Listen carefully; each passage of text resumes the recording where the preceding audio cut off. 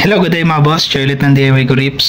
So, ito na yung pang third video natin sa installation natin ng PKE system natin. Yan. So, ito, yung sa ignition, nakakonect na natin yan. Ito rin natin, pin socket na to, nakakonect na rin natin to. So, dito naman tayo ngayon sa central locking system. So, ito yung nagpapa-lock at saka unlock ng pinto natin. So pagka hindi nyo kinabit to, kahit na pindutin nyo yung lock button at saka yung unlock button nung sasakyan nyo, hindi siya magwo-work, no? So ito yun, central locking system. So ito yung pinaka-wire nyan. Yan. So 6 na wire to, may orange, may white, may yellow, tapos merong orange black, white black at saka yellow black. So ang gagawin nyo muna, yung yellow black, yan, tsaka itong yellow, pagsamahin nyo, yan, pagsasamahin nyo na yan, tapos lagyan nyo na lang ng extension. So depende kasi yan kung paano nyo, kung saan nyo nilagay yung pinaka brain ng module.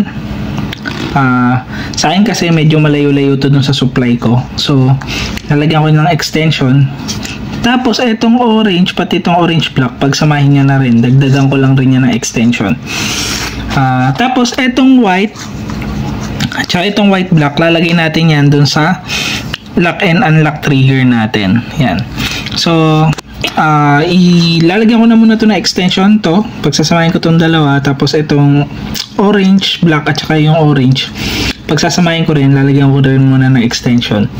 Tapos ang gagawin nyo ngayon, etong yellow at saka yellow black, after nyo pagsamahin, lagay nyo to doon sa positive supply. So pwede nyo lagay to sa battery. Yan, sa positive ng battery. Lagay nyo na lang ng fuse, siguro kahit na 5 amperes na fuse, pwede na yan.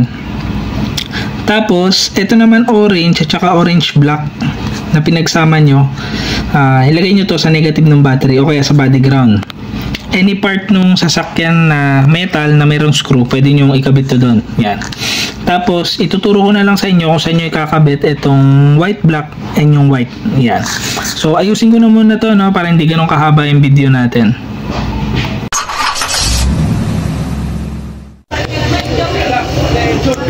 Di bale, ito na yung wire natin na white black at saka yung pure white. Saan ba natin i-connecta yan? Ito, nakikita nyo tong socket na to. Yan. Sa ilalim yan ng fuse box. Yan. Etong socket na to, yan. Kung nakikita nyo yung green at saka tong pink, yan, yung parehas na nasa taas, ang gagawin nyo, need nyong putulin to. Need nyong putulin yan, pati tong pink. Yan. Tapos ang mangyayari, etong wire na papunta dito sa loob, doon nyo i-connecta yung white at saka yung white black. Di bali dito sa green, ang i-connecta nyo dyan yung pure white. Dito naman sa pink, ang i-connecta nyo dyan yung white and black. Yan. Di bali puputulin nyo yan, yung wire na papunta dito sa loob, ayun yung lalagyan nyo ng wire. Tapos yung dito sa kabilang side, yung papunta dito sa socket, electrical tape nyo na lang.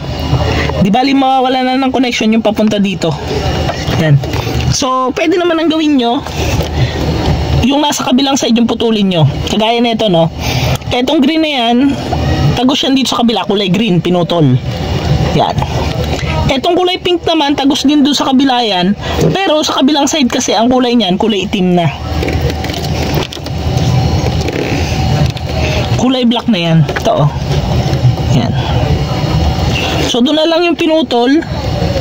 Tapos ang mangyayari, etong white and black natin, yan, white and black, kukonektan nyo to doon sa kulay black. Yan. Tapos etong pure white naman, i-connectan nyo dito sa kulay green. Yung karugtong niyan, ito to. Yan, ito yung karugtong niyan dito kasi yan papagapang na papaganon. Ito, electrical tape nyo na to. Yan. Di bale ito, mawawalan na to ng connection. Ito na lang, masusuplayan nitong white at saka ng white black natin na wire. Yan. dito. To. Yan. Di bali sila na magsusupply ngayon dito. Yan. Medyo magulo pa lang yung wiring natin kasi inuunti-unti pa lang natin. Pero ipapakita ko sa inyo, no, pagka tapos na talaga siya. Yan, lilinisin ko rin lahat yan. Kung makikita nyo, no, sinisimulan ko na siyang linisin. Yung mga wire, nilalagyan ko na ng wire cover para malinis tingnan. Yan. So, tapusin na natin tong video na to, no. Abangan nyo yung next part. Papakita ko sa inyo yung pagkaka-install ko. Check natin kung madumi ba o malinis yung pagkaka-wiring. So, tapusin na natin tong video na to. Ingat kayong lahat. Ride safe. God bless.